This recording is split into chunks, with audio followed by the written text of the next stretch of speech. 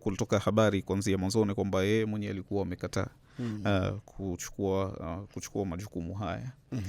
Na ndo kawaida hata baba yake Said Shahid Ali Khamenei alipoteuliwa mara ya kwanza alikataa, mara ya pili alikataa, ya tatu basi tuseme walimlazimisha kwa nguvu, yani walimlazimisha, lakini kwa haikuwa ati yeye mwenyewe ameitaka. Naam.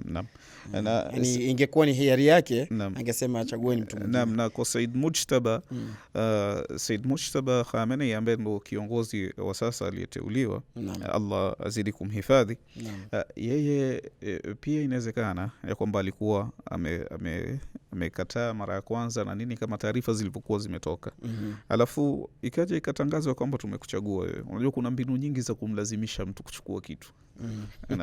Inawezekana miongoni mwa mbinu ambazo zilitumiwa na lile jopo la kumlazimisha yeye kuchukua ile kitu ni kumtangaza moja kwa moja kwamba sisi tumekuteua wewe. Na ikiwa sisi tumeshakuteua wewe na wewe ukaona kwenye habari na watu washajua na wamefurahi na wamekubali, sasa inakuwa ni vigumu wewe mwenyewe kurudisha.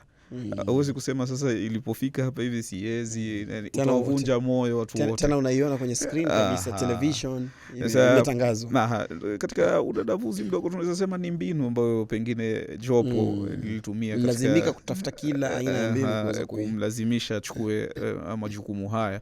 Na miongoni mwa mbinu ambazo zinaweza kuwa zilitumika ni mbinu hiyo kwamba wewe baada ya kwamba si kwamba halikuwa hajaambiwa, inaweza kwamba alikuwa ameambiwa na pengine lakini kwamba natija sasa wewe tumeshakuchagua wewe na nini, tunawaambia watu ya kwamba sisi tumekuchagua wewe.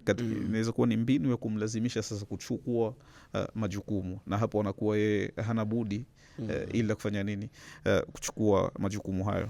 Na hapo ndipo unapoweza kueleza ni kwa nini ujumbe wake pengine ulichukua muda mpaka akaweza kuandaa na kila kitu, kwa sababu pengine alifikiria pengine akirudisha yale majukumu watu wengine watapewa, lakini ikawa imemrudia yeye, kwa hivyo ikabidi achukue majukumu hayo.